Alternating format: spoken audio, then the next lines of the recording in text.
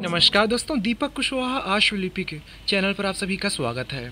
और आज के इस वीडियो में बात करूंगा इलाहाबाद उच्च न्यायालय से आने वाली भर्ती, अपर निजी सचिव, समीक्षा, सहायक समीक्षा अधिकारी और ये कंप्यूटर सहायक के विज्ञापन के बारे में। ठीक, तो मतलब कि कब तक इसका विज्ञापन आ सकता है और वेबसाइट पर नई जानकारी आई हुई है। तो आज की इस वीडियो केवल इसी के उद्देश्य से कि हाँ, जो नई जानकारी आप लोग भी जान लीजिए। ठीक, तो आप लोग वीडियो को पूरी ज़रूर देखिए।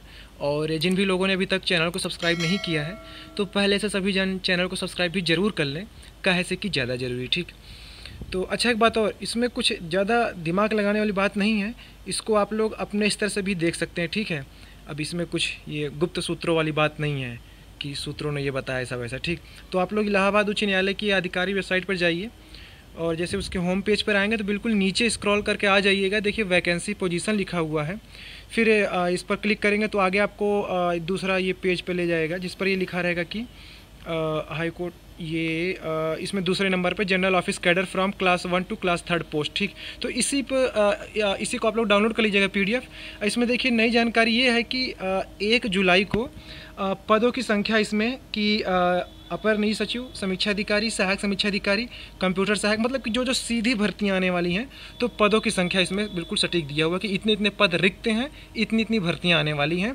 और इतने पदों पर वहाँ लोग काम कर रहे हैं। ठीक है, तो आपको ध्यान होगा कि अप्रैल या मई में वीडियो बनाया था, तब बताया था कि ऐसी सी बात है। तो उतनी समय पदों की संख्या कुछ और थी, किसी में जैसे कि अपर निजी सचिव में पदों की संख्या काफ़ी कम थी, अब बढ़ गई है।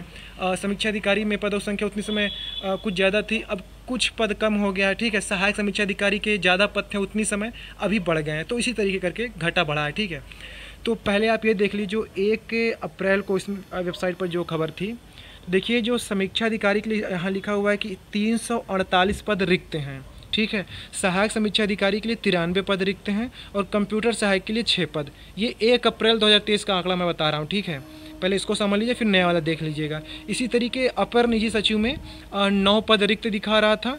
ये उस वाले अपर निजी सचिव की बात हो रही है कि जो न्यायमूर्तियों के जो निजी सचिव होते हैं, अपर निजी सचिव, ठीक है, उनकी बात हो रही है। फिर इसी तरीके एक और था, इसी में बिल्कुल नीचे आप देखेंगे तो अपर निजी सचिव न्यायिक अधिकारियों के लिए, तो ये 29 पद रिक्त था। ठीक है, तो ये बात पुरानी हो गई। अब देखिए नया क्या है, नए में अब ये हो गया कि समीक्षा अधिकारी में 311 पद हो गया है। अब पहले आपका ये 348 था। ठीक है, तो मतलब कि जो नीचे के सहायक समीक्षा अधिकारी थे उनकी पदोन्नति हुई है समीक्षा अधिकारी पे, तो कुछ पद वो भर गए हैं। ठीक है, तो अब वर्तमान में जो रिक्त पदों की संख्या है समीक्षा अधिकारी की, वो है 311।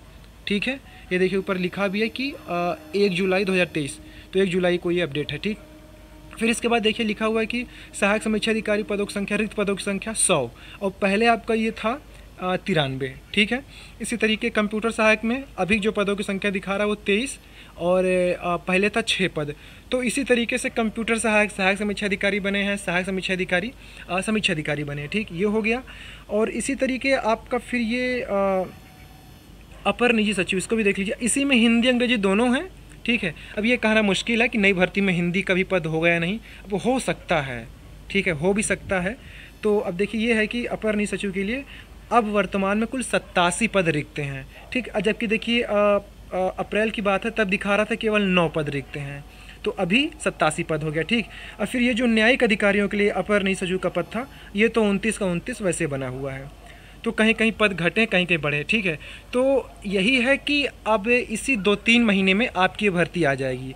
वेबसाइट पर अपडेट करने का मतलब यही हुआ कि जैसे कि पदोन्नति चलती रहती तो हो चुकी है। ठीक है, अब जितने पद बच रहे हैं इन्हीं सारे पदों पर आपकी भर्ती आएगी। अब ऐसा भी नहीं है कि इकट्ठा पूरा ये 311 समीक्षा अधिकारी दे दें, ऐसा भी बहुत कम ही लग रहा है इतना। ठीक है, लेकिन फिर भी आप मान के चलिए कि तकरीबन 200 पदों पर, ठीक है, 150 से लेकर के 200 पदों तक आपका ये समीक्षा अधिकारी का पद होगा और लगभग ये 80 से लेकर के 100 पदों तक आपका ये सहायक समीक्षा अधिकारी का पद होगा। ठीक है, बाकी कंप्यूटर सहायक का तो ये पूरा दे देंगे, इसको दे देते हैं, इसको नहीं रोकते ये लोग एक भी। ठीक, तो ये दिखा रहा है कुल 23 पद। ठीक, ये हो गया।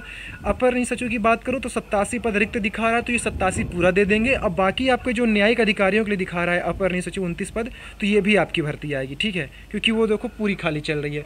तो 87 ये हो गया अपर न्यायिक सचिव, जो कि न्यायमूर्तियों के लिए रहेगा। बाकी न्यायिक अधिकारियों का अलग रहेगा, तो वो 29 पद हो गया। तो ये सभी भर्तियाँ आनी हैं, ठीक है। अब बस ये है कि अब पहले कौन सी आ जाए कौन सी बाद में, क्योंकि पिछली बार भी आपने यही देखा था कि समीक्षा सहायक समीक्षा अधिकारी, कंप्यूटर सहायक, इसका विज्ञापन आया था साथ में इन तीनों भर्तियों का। और फिर उसके बाद में ये अपर न्यायिक सचिव, और फिर शायद समीक्षा अधिकारी हिंदी उर्दू का भी था, तो साथ में था, कैसे था, मतलब ऐसे ही करके था कि समीक्षा सहायक समीक्षा अधिकारी भर्ती वो अलग थी और ये अपर न्यायिक सचिव अलग थी। तो इसी तरीके अभी भी होगा, पहले अब जो भी दे देंगे, ठीक है। तो पहले आपकी ये समीक्षा सहायक समीक्षा अधिकारी वाली ही भर्ती आएगी, ठीक है। तो उसी के बाद फिर ये आपका अपर न्यायिक सचिव, ये हो गया भर्ती आपकी। आप मान के चलिए कि इसी 2-3 महीने में आ जाएगी।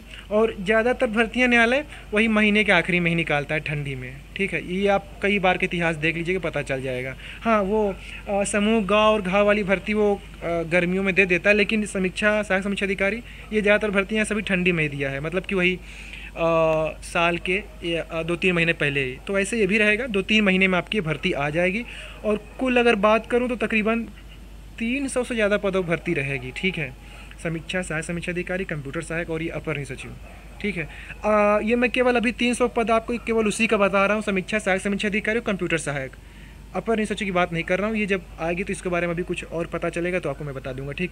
और हिंदी की पदों की संख्या कितनी रहेगी, हिंदी आ भी रही है फिर नहीं, ये भी कुछ पता चलेगा तो बता दूंगा, ठीक है।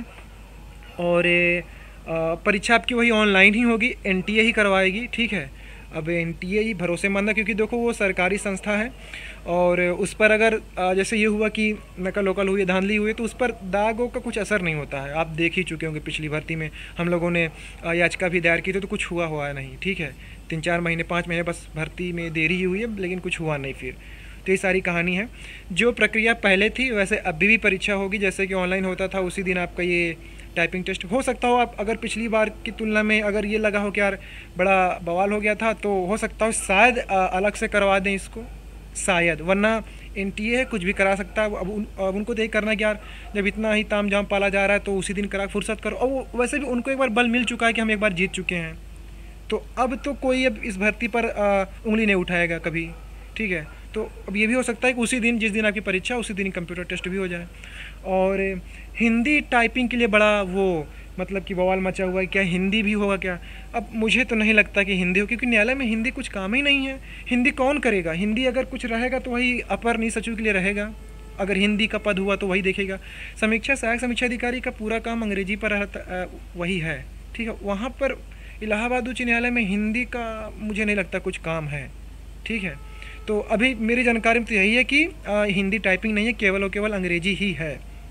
तो हिंदी होगी तो भी करना पड़ेगा, अगर होगी तो, ठीक है। तो यही सारी चीज़ें हो जाए तो अच्छी बात है, क्योंकि अब टाइप आनी ही चाहिए, ठीक है। अगर आप एक बाबू पद के लिए भी कहीं है तो ये भी बड़ा बाबू, ठीक है। लेकिन अगर आप कहीं कनिष्ठ सहायक बन रहे हैं तो उसके लिए आप 2 टाइपिंग देते हैं। एक 2000 ग्रेड पे के लिए 2400 ग्रेड पे की नौकरी में 2 टाइपिंग है, तो ये तो भला 4800 और 4600 ग्रेड पे की नौकरी है, ठीक।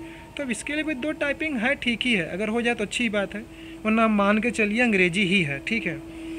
और बाकी जो कुछ अगर और चीज़ें पता चलेंगी तो आगे बता दूंगा, ठीक है। और टाइपिंग का ही इसमें वो रहता है, सभी लड़के जितने छठे थे उसी में छठे थे। जितने लोग फेल हुए थे, फेल वालों को बता रहा, उनकी टाइपिंग में 25 की स्पीड नहीं थी, 25 से सभी की कम थी, ठीक है। टाइपिंग का आंकड़ा है, मैं आपको कभी दिखा दूंगा। जिन लोगों ने याचिका दायर की थी, तो जो चयनित लोग हैं उनके भी अंक दिखा दूँ, और जो हम लोग याचिका दायर किए थे तो हम लोग के भी अंक उसमें दिखाए गए, तो भी आपको दिखा दूंगा कि जो जो फेल हुए हैं तो वो क्यों फेल हुए हैं, उनकी स्पीड कितनी थी तो इसलिए फेल हो गए, ठीक है। और जो चयनित हैं तो उनकी स्पीड कितनी थी तो वो चयनित हुए हैं। तो भर्ती आने दीजिए तो फिर सारी चीज़ें मैं आपको बता दूंगा। बाकी आप लोग अपना टाइप अप करते रहिए अभी से, ठीक है। तो यही बात है, 2-3 महीने में आपकी भर्ती आ जाएगी। भर्ती आनी है, इसी साल ही आनी है, ठीक है। 2 साल हो रहा है लगभग, तो आ जाएगी, ठीक। तो यही सारी चीज़ें थी। अच्छा, एक और ज़रूरी बात, आप लोग CCC कर लीजिए, ठीक है।